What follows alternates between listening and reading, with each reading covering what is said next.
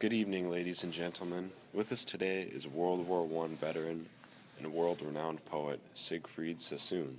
Thank you, Grant. I'm honored to be here with you tonight. So, Mr. Sassoon, I'd like to start by asking you to describe your childhood leading up to the war. Well, there isn't a whole lot to say, but I was born and grew up in Kent. I lived there until I went to Marlborough College and then moved to study law at Cambridge.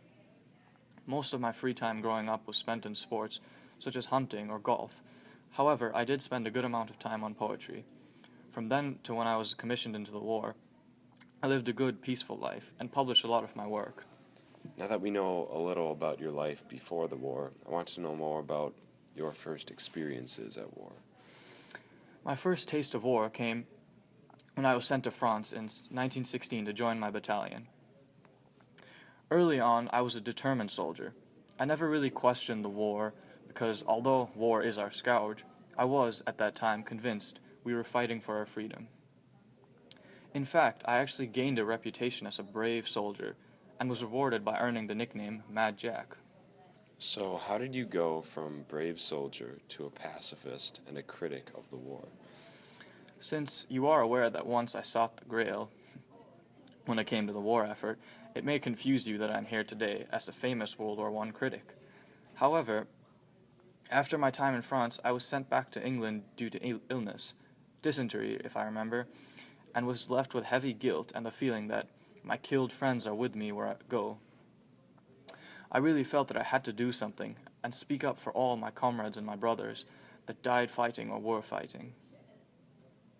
That's why I wrote my famous Declaration Against the War, and in that stated my reason for putting myself at risk to speak out against the war.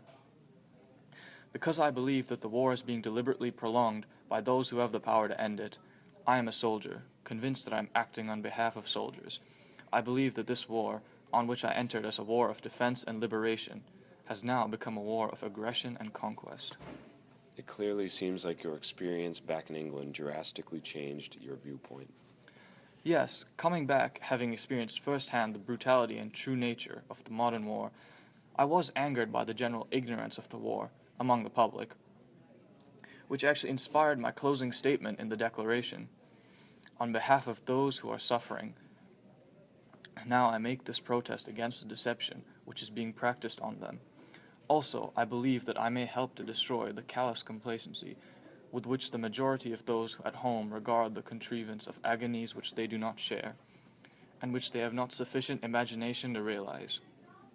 What were the politics of war that you were critical of?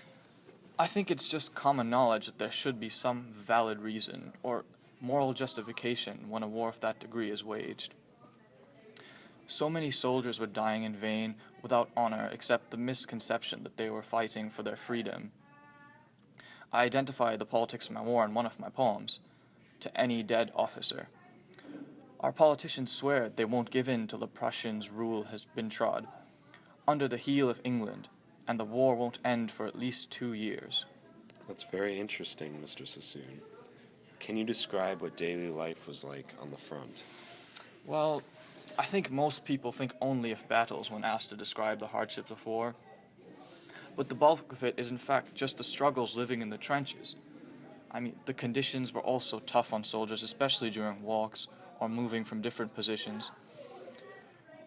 I remember one day, it was past 12 on a midwinter night, where we had a long day of work, and with all of us wishing we could rest, we lugged our clay-sucked boots as best we might. Well, that's about all we have time for today, folks. I'd like to conclude by sharing with you that today, in 1965, we are already seeing signs of opposition to war with the U.S. involvement in Vietnam. Now that you have heard about Sassoon's experience in World War I, it is clear that there are some striking similarities between the wars of our past and the one we are engaged in now in Vietnam.